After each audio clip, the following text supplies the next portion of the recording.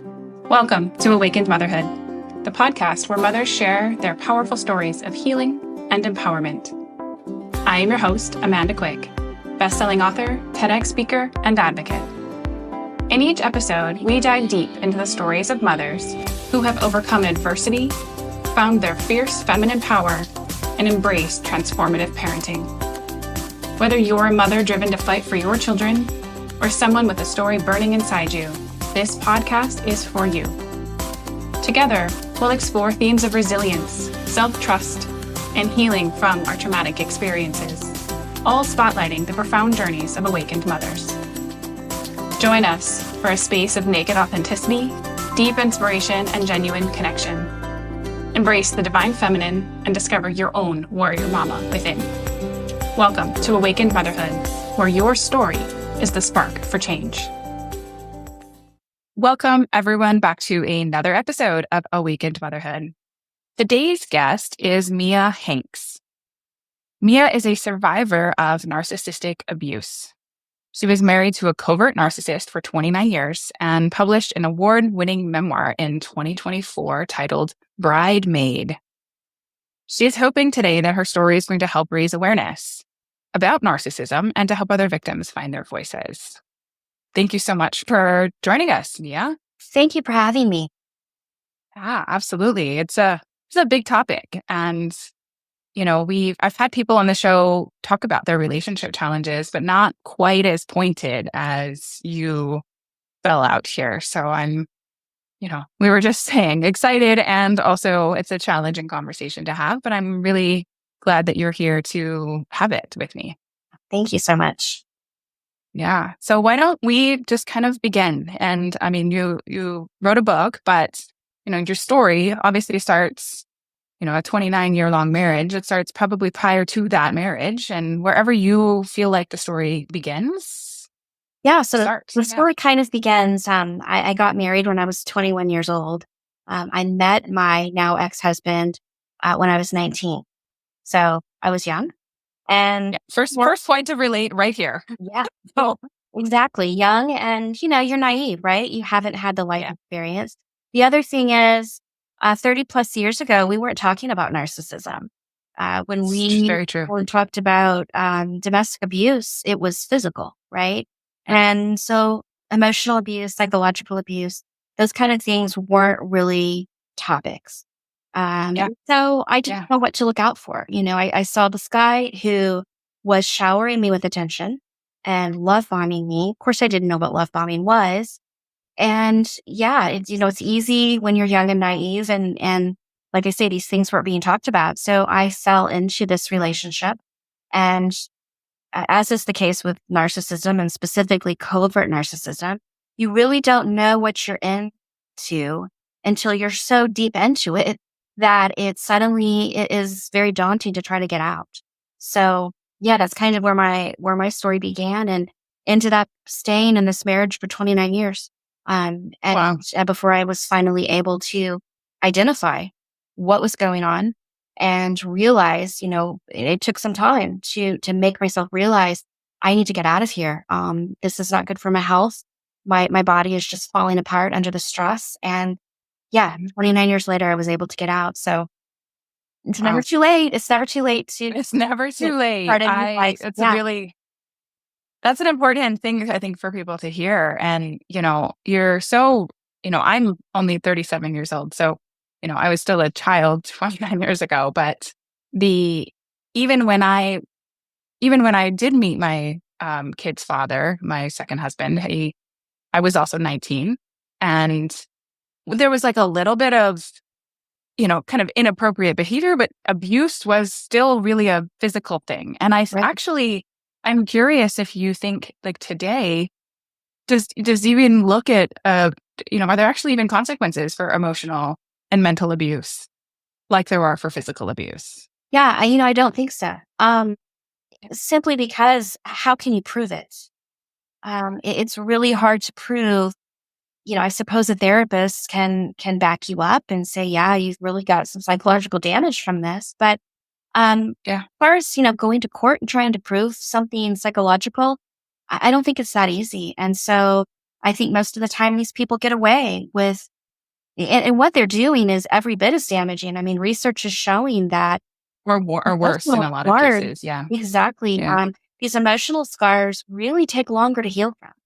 And some Well, and don't. it's interesting because they've proven military vets, for instance, they get diagnosed with PTSD and they can pinpoint that going to war had caused this psychological change in their bodies. Like, I guess to me, they're in a lot of ways, this like it's not the same. We're not on the front lines, except we are. Like from a nervous system perspective, we It is, are yeah. actually operating the same way. It is, and what I understand it to be is that the people that have been on the front lines and they're suffering PTSD, you're right, it is from a specific point in time that these events caused the PTSD. In the case of domestic psychological abuse that's lasting for years and years and years, there is no one specific point. Mhm. And so Mhm. what they call that, I Yeah, guess, is complex post-traumatic stress disorder. So it right. actually is a stress disorder, but it's It is. CPTSD. And I think that is really hard to prove because you can't pinpoint, this is Right. exactly when it started. We don't know when it starts. It's just Right. ingrained in us over time. And it's really hard to get over CPTSD. I mean, I don't know if it ever leaves you. Yeah, I mean, in some cases, a lot of cases, it could have even started in childhood, which then set the people up for those relationships, and right, so Wow. these like Yeah. cycles kind of continue. And so, I would love for you to define for our listeners what exactly you're speaking about when you say covert narcissism. So a narcissist, it's overused. The term is just overused. People think that somebody who is Yes. really arrogant and really pompous is a narcissist. That's not the case. So what we're talking about here is a personality disorder. It's not personality traits or just, personality quirks. So a covert narcissist is considered one of the most dangerous types. And that's because to the outside world, they present as anything but a narcissist. They're humble, Mhm. they're kind, they're generous. They appear to be so empathetic, sympathetic. It's all a lie. They're not. Um, Behind closed doors, they are, conniving, they're manipulating, they're psychologically abusive. Everything's about them, 100%. Their supply, their partner, basically has to give up their entire life for them because they are that important.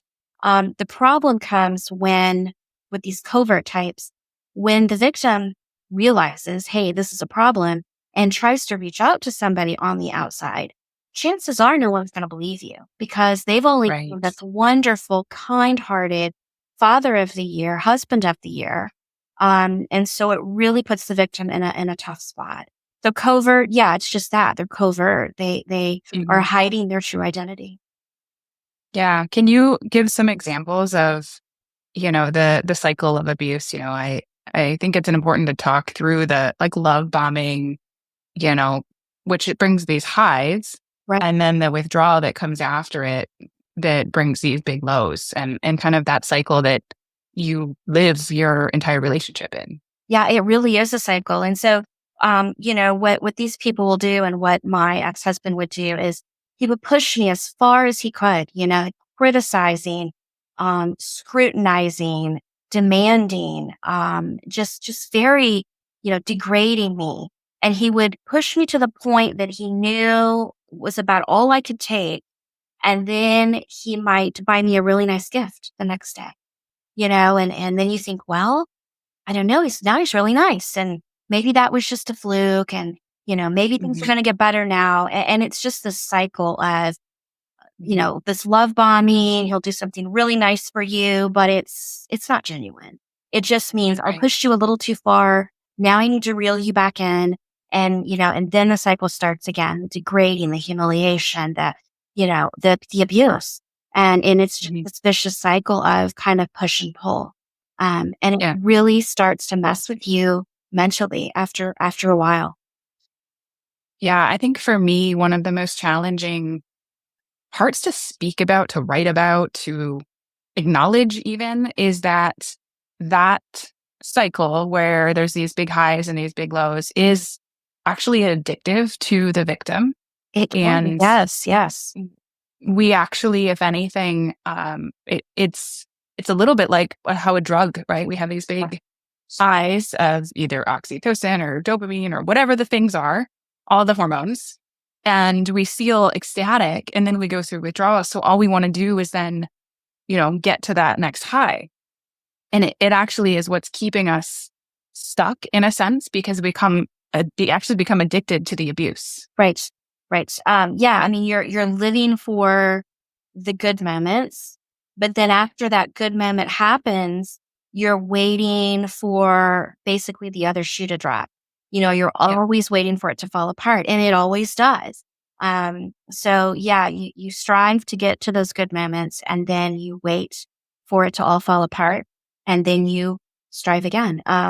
So yeah, it's an exhausting cycle. It's Yes. physically exhausting, physically and mentally.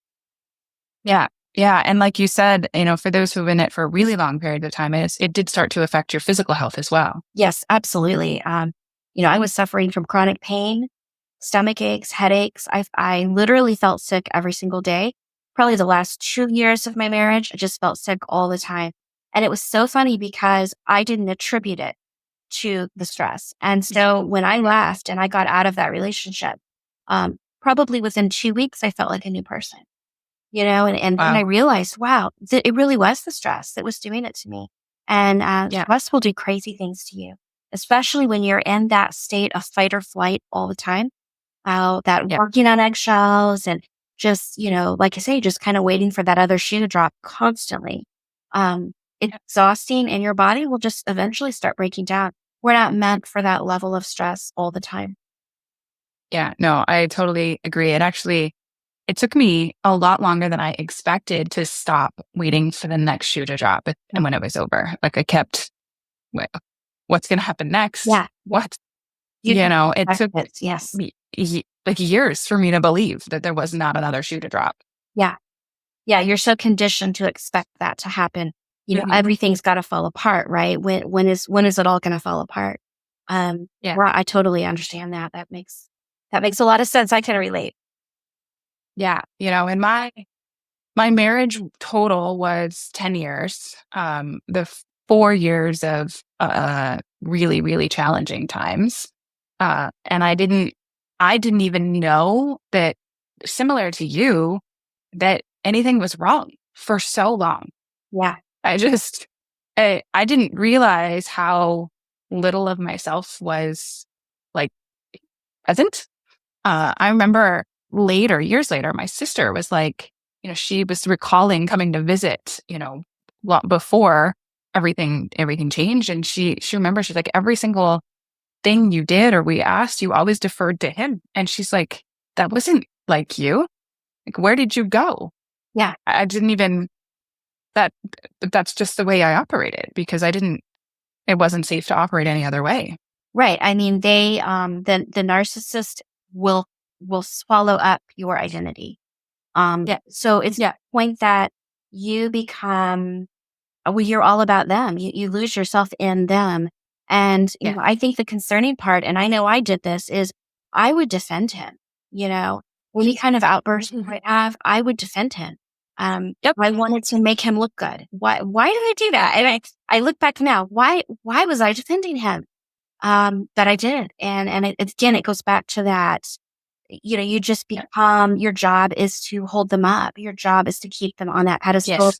and protect their image. It was my full-time job to do that. You're not only participating in the cycle, but you're protecting whatever their image is. And this was really hard. This is still hard for people when they hear my story, read my book, that I still did that even after he was arrested for horrific things. Right. Because I literally didn't know there was another choice. I really remember, like, there wasn't a list of options. It was just, this is what we do to keep the family together, to make sure that he's okay. Like, that's all that I could think matters, about. right? I mean, Yes. in our minds, Yes. and when we're in the thick of it, that's all that matters. We keep it all together. We keep the image. Yep. We make Yep. the family look, you want to, everything has to look perfect, and everybody Yes. has to think that we have it all together. And Yeah. like you say, there there really is no other option. I think we do it out of fear, but at the time I didn't realize it was out of fear. And then I look back and, it's just, what are the consequences of not holding it together? I didn't want to find Right. out. So yeah, we just, it's what we know. Yeah, it is. It's all we know. It's the only program that can run, that has been running, and we're not even in a cognitive place to examine. And it's really hard for people who have never been in this situation to grasp how you could not see it. Right. And yet so many, women and men, but so many people in these relationships, you can't. And we have to really like acknowledge that in a sense. And I know for me, the hard part for that was then later, once I did see it, I had to explain myself for why I supported him in the beginning. Yeah, people don't understand. And another thing that people will say a lot is, well, it couldn't have been that bad, or you wouldn't have stayed for 29 years. And it's Right. well, I did stay for 29 years, but yeah, it was that bad, Yep. you just, you find yourself having to almost defend yourself.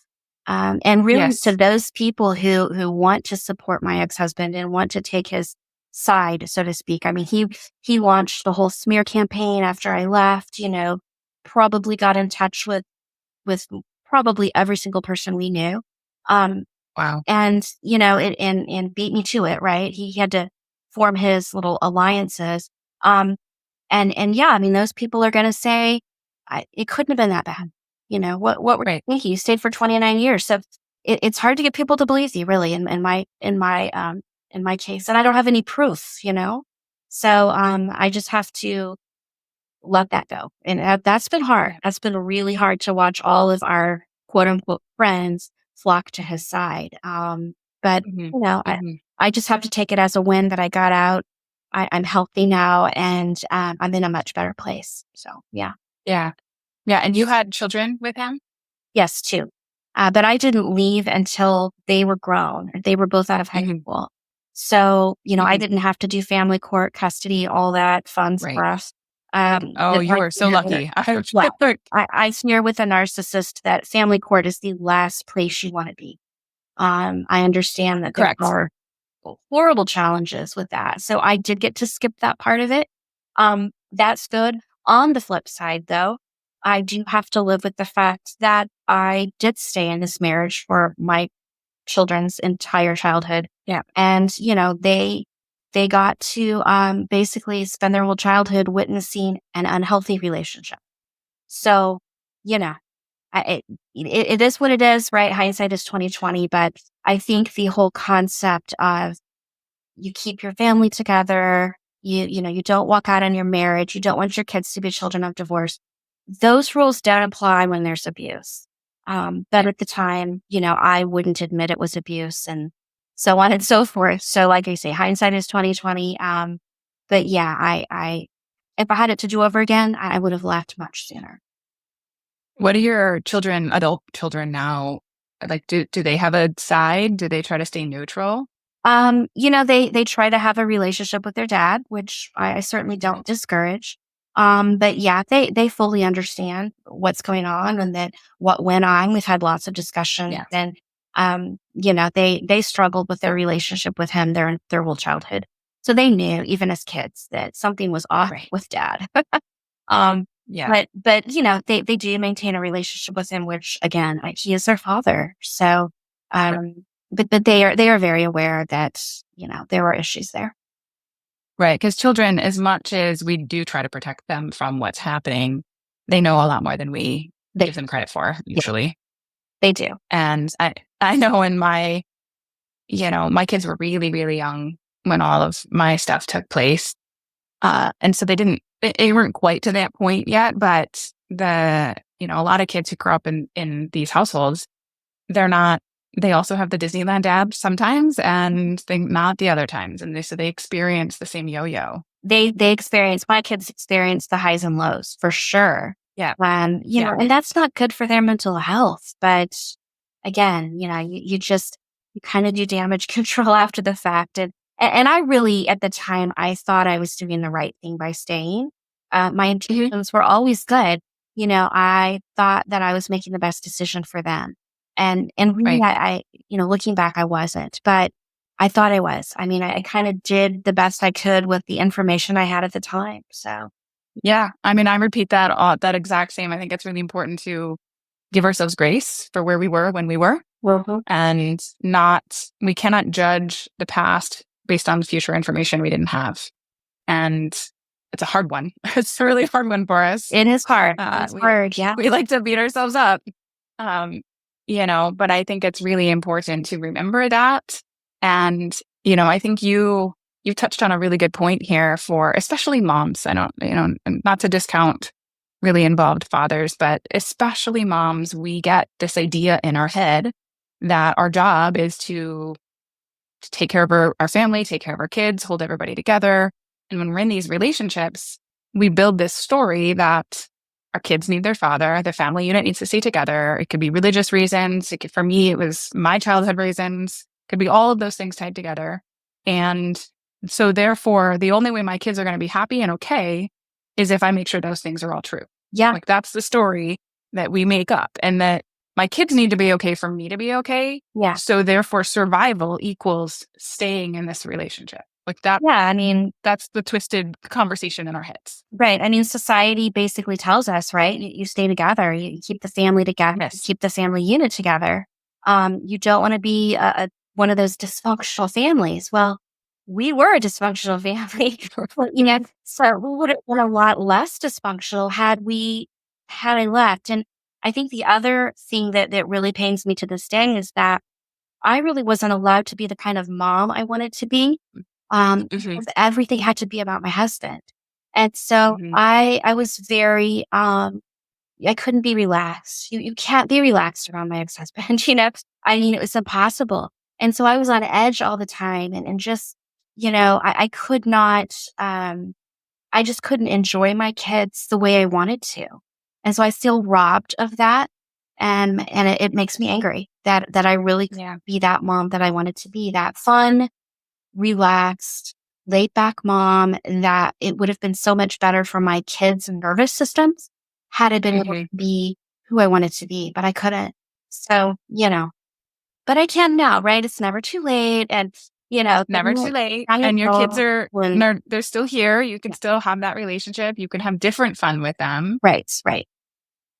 Well, and you can have different conversations today with them about it because they are adults. definitely. And that has been very, that I think that's been really interesting to the fact that I don't have to really hold anything back anymore. They're adults, Right. who make their own decisions. And so, we talk about a lot of stuff and I think it's healthy. Yeah. Yeah. The like therapy recommendations for so long were to not share things with kids, to protect kids. Right. And this is what my mom did with me. And at least in my case, it really backfired because kids know more than they think that, adults think Yeah, we do.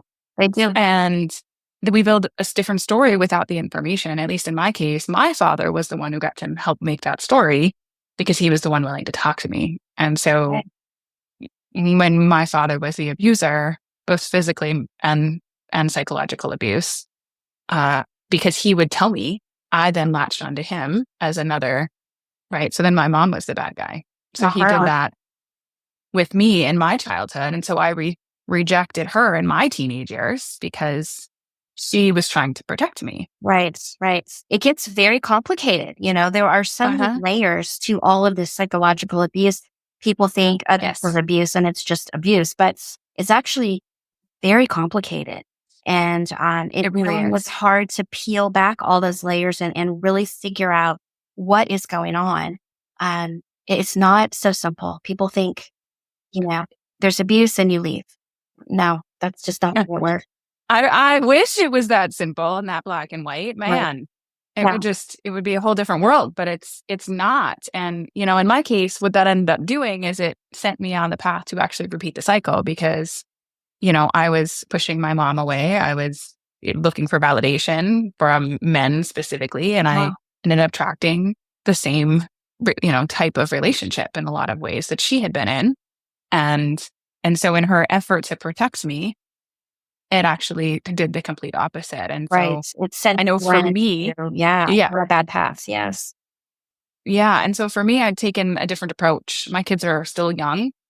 They're not adults, but they're teenagers. Mhm. And, even as early as 5 years old, I was honest, like age appropriate way, Right. I'm not going to go into all of the details, but we would talk about, daddy has an illness. And this is, he's making the choices. I would put blame where it was due. Mhm. I would be transparent about how hard it is to think of people that we love like this. And, you know, that it's uncomfortable and yet it's the truth. And I would be very open, and I never wanted them to feel as if I wasn't telling them something or I was hiding something from them, Yeah. Yes. Very important. because that would open up. And at least in my case, my kid's father is not in our lives at all. And so that hasn't been an issue, but I don't know what the future brings, especially as they become adults themselves. And I won't, be able to make those decisions when they're adults. Right. But I want them to know, why I made the decisions I made, that, they have a starting place and they can, fill in whatever gaps they need, but it's not, mom's not telling us what happened.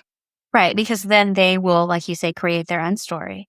Yes. So Yes. yeah, I mean, I think it's best just to be honest and Yeah. as honest as we Yeah. can be with them. And yeah, it's always honesty is Yeah. always the best route. It really is. It's an uncomfortable place to be. That's for sure. Yes. But Certainly. we're not taught. We're not taught to be honest about the hard things. Where it's always been sweep it under the rug, Right. put on a good Yeah. face. It's embarrassing, Right? right? Those are Yeah. not public conversations. Like, we were all raised with some version of that. Yeah, I believe that. It's something about that is perceived as embarrassing, right? And I think we do. I mean, I know I dealt with embarrassment because here I was, I had been protecting him and making him look great. And, he's really not that kind of guy. But I was telling everyone he was. And so it's embarrassing to then have to go back and say, well, I had to leave because he's, was mentally abusive. This is terrible.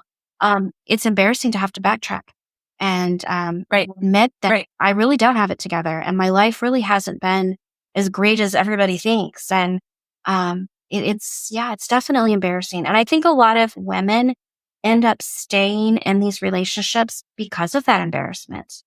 It's a hard pill to swallow to have to take a step back and say, yeah, I was actually, this was abusive. And nobody wants to have to admit that. So, yeah. Yeah. There is so much shame that we hold when we've been lying to ourselves.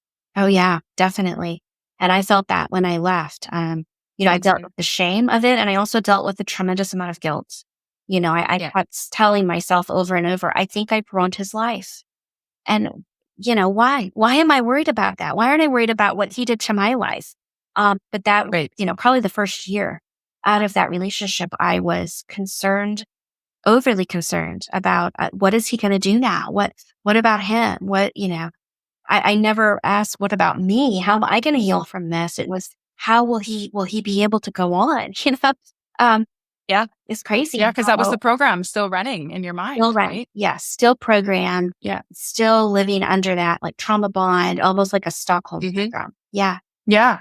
Yeah. I think, it is very similar to Stockholm syndrome. It's something I feel very resonant. It's a really complex psychological place to be, where we're protecting the abuser. We're actually, are like psychologically, like we have the addictive spiral running and this cognitive dissonance all at the same time. Yes. And so we're running this story that the only safe thing to do is to continue being abused. Yeah. Like it's so convoluted. Yeah. And yet it's the lesser of two evils, right? I mean, it is. The safest route to go is to allow this behavior to continue. It's the easiest route and the safest route. And that's why I think we tend to do it for decades, and also I think, then you get into financial abuse. That's a huge factor for why a lot of women end up staying. don't have the funds, the means to get out. So Yeah. that's another whole issue. There's just a lot of reasons why people end up staying, but I think, at the end of the day, it's just that daunting task of how would I even begin to untangle myself from this mess and leave. And really I can say, being on the other side of it now, it's not as difficult as you tell yourself it's going to be. I mean, it absolutely is possible to get out. It absolutely is. It is. Yeah, 100% agree. Was a stay-at-home mom for a good portion of time. I had all of the same stories running. And at least in my case, I had to wait till it got bad enough. And unfortunately, this is a lot of people's reality, that something has to happen where we say enough already. And at least in my situation, it was seeing my own kids in real danger and realizing that by continuing to stay, I was participating in that. And that was a really hard reality to face. Was there anything specific that was like your final straw for you? I think my final straw was just my physical health. I was just falling apart. And I just had to step back and say, I don't think this is sustainable. I just don't, it was like, it was just, I was living day to day and I was Yeah. so miserable. And by this time, both of my kids are older, and it just seemed like I had reached a point where I was something had to change. I mean, something was going to have to change, or my body couldn't withstand this anymore. And I think with both of my kids, kind of reaching young adulthood, it opened up some doors for me to think, well, now I don't have to deal with custody and all of that. Maybe I can make this work. Maybe I can get out. So yeah, it was really it came down to what the stress was doing to my body. Wow. Well, in a lot of ways, you actually chose you, which is Yeah. something that a lot of us didn't know how to do. Yeah. Yeah. I mean, I agree. Yeah. I think I stayed in it as long as I possibly could. And so, I mean, I guess I can tell myself I gave it my best effort, right? I tried 9 really, years. really, really hard. I really, I did everything I could. Yeah, but I think a lot of people, they think, well, if I've been in this relationship, 10 plus years, whatever, it's just too long, and Yeah. I can't see how to start a life over again.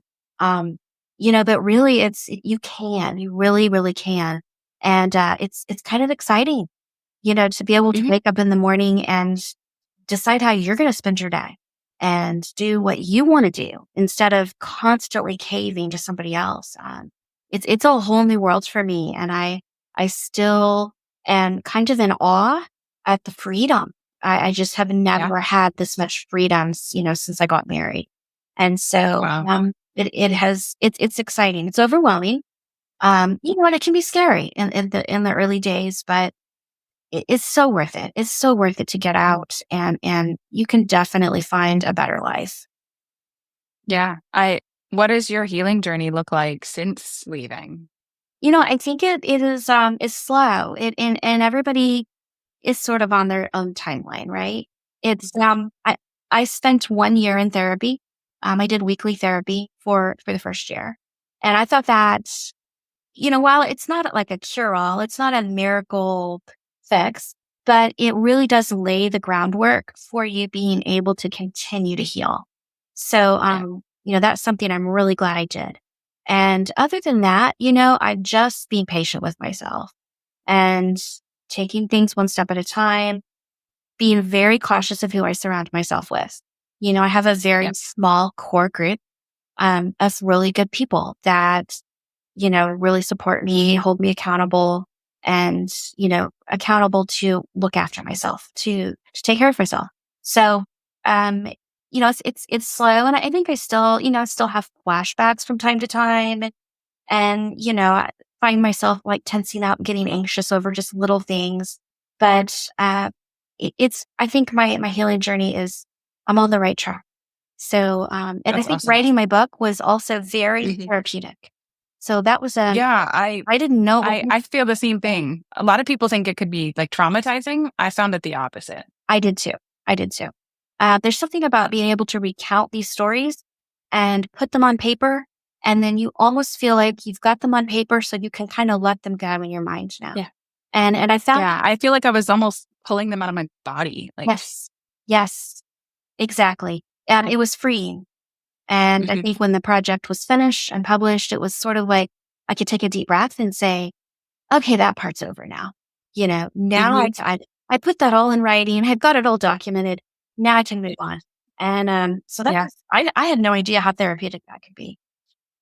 Yeah. I found it very cathartic. I found it, um, I was surprised at certain places that were harder to write than others, but Mhm. if anything, that showed me this still bothers me. So it was a gratitude for being able to find those things and pull them out of me and to put it out. And I, I have told my story hundreds of times now, and it doesn't trigger me in the same way to talk about, because it's just, yeah, this happened. Like, Yeah, exactly. and people have these crazy responses sometimes. And, but I think that because I've pulled so much out, it's now this thing that's outside of me that I can utilize in a different way. And I can I still the same understand. world. And Yeah, yeah, I've had people say to me, you know, you really don't need to be talking about this story so much. I mean, you're re-traumatizing yourself. I'm saying, no, I'm not. I mean, I don't feel that I'm doing any harm to myself to discuss this. yeah, I'm hoping that it helps somebody else. I'm hoping yeah. somebody And that's else will actually open their really, eyes. and that's helpful for me, is to know that it actually helps other people too, because it's like, it was worth more than my own lessons. Yes, exactly. And just to help people um not think they're alone. I thought I was, Yeah. I'd never heard of narcissistic abuse.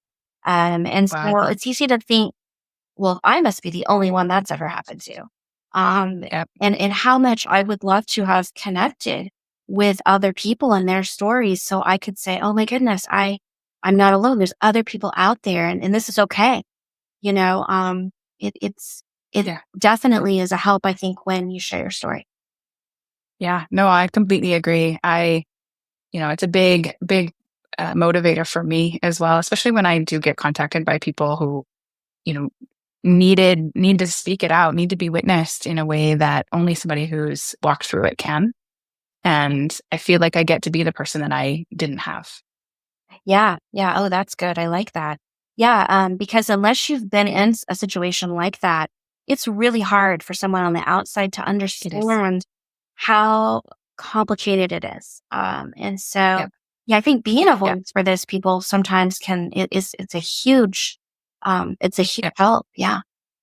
It is. And I even found, at least for me, and my, situation goes beyond narcissism in a lot of ways. But I found even a lot of therapists couldn't relate. They were, they could talk about it from a, DSM Right.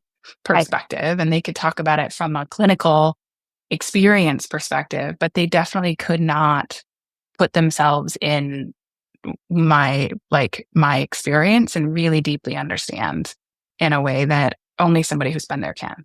Right. I mean, they can give you all the research and Right. reverse, 9 DSM characteristics but Yep. with something, and which is why I decided to write my book. Um, Yeah. there's a disconnect there. Everything I could find on the subject of narcissistic abuse seemed to be written by a therapist or a psychologist. And it's Yep. good information, but it's very academic.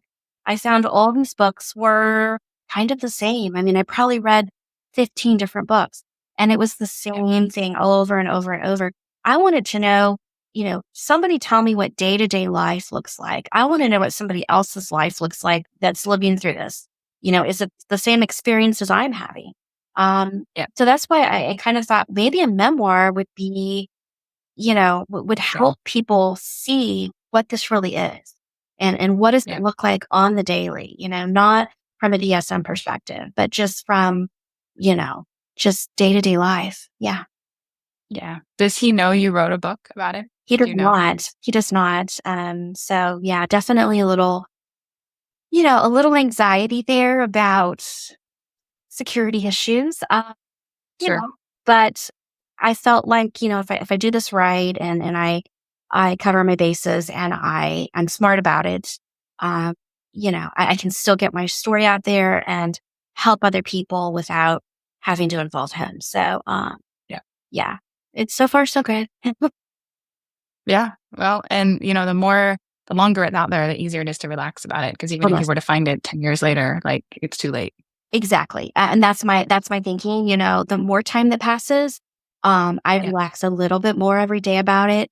And, you think, if he finds out in say 5 years, well, I mean, it's been 5 years, right? And it hasn't damaged him, and so I could see him being angrier now about it than he would be in 5 years. Sure. So, Sure. Well, and hopefully he will move on at some point to yeah. somebody else to focus on. It won't matter what you say.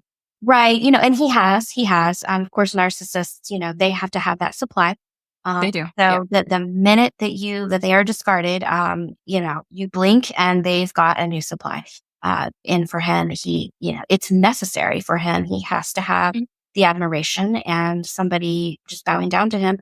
So yeah, definitely has moved on. But the problem I think with narcissism is it is all about their image. And, years later, they can still, they're angry about, I don't think the anger ever subsides, that they were discarded. And so, Yeah. it's something to keep in mind. And with a narcissist, it's strange. It's all or nothing. You're Mhm. either all Mhm. in or you are just dead to them. And it's Yeah. crazy, really crazy. But Yeah. I mean, I think he'll always be angry, at my decision to walk away. And so, yeah, I just have to, realize that. And be okay that that's not actually relevant to your now new experience. Correct. Yeah. I mean, he can always be angry if that's how he chooses to be. And it's weird because we share children. Granted, they're adult children, but we have zero contact with each other. Zero, Yeah. less than zero. And it's strange. Even my kids say, my friends' parents are divorced and, they still talk and they go to kids' functions together and they do all this stuff. And my kids are like, you guys are really weird, mom. Um, yeah, we are. I mean, it's not Mhm. more. He Yeah. cut me off. He cut everybody in my family off. Like I say, all or nothing. You're either all Yeah. alone worshiping the ground he walks on, or you're dead to him. And Yeah. yeah, so I'm not complaining. It's for the best Yeah. to just not have any contact, but it is kind of strange. Most people who are divorced, it's not quite that contentious, but Yeah, no, I but I relate. Like I said, it's been no contact and there's bigger safety issues and I'm grateful for no contact. yeah, And yet being a solo parent, there's always this, well, what happened? Where, why? yeah, yeah. And it's like, well, okay, you want me to answer that question really? Because Yeah, let me tell you the story.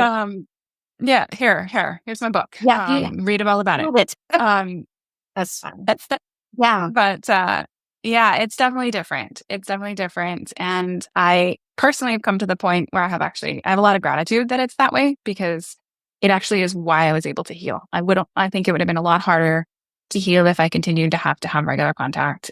If I still had to share custody, right. for instance, like I would have I would have developed PTSD because it would have been ongoing for so long, for so many years. And I already did get a PTSD diagnosis Wow. because I was in that level of panic at all times. Yes, yes. And, I would have never have been able to come down from that. And it absolutely would have impacted my physical health as well as not, mental and emotional. And, I really believe in a lot of ways that I at some point would have like developed a bigger illness or something else because I could not have lived like that. And I remember feeling that like I can't live like this. Yeah, yeah, exactly. I totally, totally agree. And I think the same thing. If I had to continue contact with him, Yeah. I wouldn't be in a good place mentally. Yeah. Because they are just so toxic. It's Yeah. almost like a disease. And It is. and It being is. away from them is like shedding this disease. And if you have to have contact with them, whether it be custody arrangement or whatever, it's still that toxicity just infiltrates. Yes. So, yeah, I mean, I totally agree. In my situation, it's weird. It looks weird. that we have zero contact, but it's necessary. Yeah, it very much is. And I think that's, important to acknowledge. And, if you're not in that position, finding ways to really take extra good care of yourself and really hold those very strong boundaries so that just as little as you actually need. And I had to, for a period of time, do the custody shenanigans, and it was by far the hardest time of all of it. I'm sure. Yeah. After you've made that break, but then you're still having to have contact and communication. Yeah. It's that would be really, and things are getting worse because they're using the kids. And so then it's even pulling in everything else. And it's just, on one hand, yes, waiting till the kids were older, meant they grew up with that, but it's a hard thing to navigate. It really is. I mean, and even now it's interesting. My ex-husband still tries to use the kids, and tries to kind of pull these crazy things with the kids, trying to, pit the kids against me or whatever. And the kids are older and wiser, and they see what's going on. But still, it's kind of, you've got these young adult kids and he's still trying to use them. I find that really disheartening. But as long as the kids can see it for what it is and understand what's going on, he's trying to kind of, play them. And it's not a good thing, but, it's to be expected. Yeah, it is. What would you say to your younger self who was like just barely starting to go, is this normal? Is this okay? And like, what would you say to that version of you that was still in a huge amount of indecision, that was struggling to know what to do? What would you say to her now? Definitely, I would say reach out to somebody, put the embarrassment aside.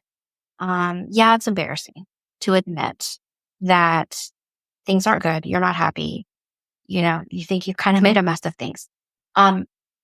Just put the embarrassment aside and reach out and talk to somebody, talk to people, go to therapy, find a therapist. You can see a therapist on the side. Nobody has to know, right? But just communicate these things. Don't hold that all inside. And my life could have been probably a lot different had I been honest with myself and spoken up.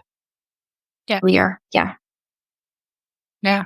I think that's a really good advice. Even just the little pieces to start to allow, the fog to kind of dissipate a little bit and our perception to widen gives us more opportunity to start to really think clearly and about the decisions that we ultimately, hopefully, will make.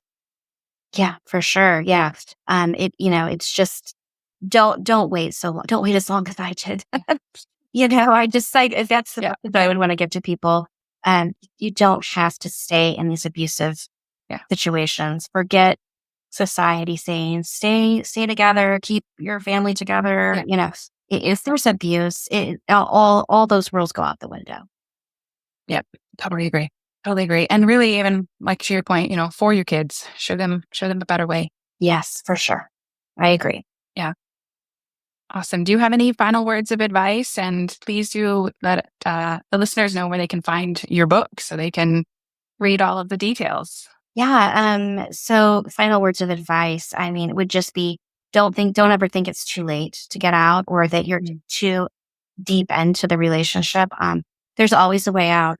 There are resources. There are people that will help you, and don't let that stop you from, don't feel stuck. You're not stuck. As far as to reach me, I have a website, miajhanks.com. And on there's a link to purchase my book on Amazon. It's available in ebook and paperback format. And so find me there. And also I'm on TikTok. The handle is @NPD&me. So Amazing. I will put all of those links in the show notes for the listeners. And, I know there are a lot of people out there who relate in a lot of ways. And I was even speaking to a woman the other day who's like, I have to start over at my age. It's like, wow. Yes, you get to start over. Yay. Yay. Start over. That's right. Yeah. So thank you so much for sharing your story and for speaking and really helping other people.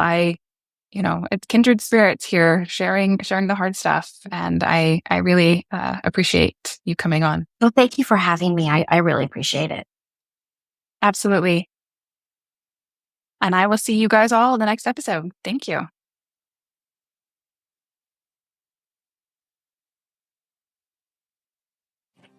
Thank you for joining us on Awakened Motherhood. I hope today's episode inspired you and offered support for your journey. Remember, your story has the power to ignite change, and your resilience is a testament to your strength as a mother. If you enjoyed today's episode, please subscribe, rate, and review the podcast. Share it with other mothers who might benefit from our stories of empowerment and healing. I invite you to connect with me on social media platforms at Amanda Quick Healing, or visit my website, amandaquickhealing.com, for more information on other ways to work with me. Until next time, keep embracing your divine self and discovering your warrior mama within. Thank you for being part of Awakened Motherhood, where your story is the spark for change.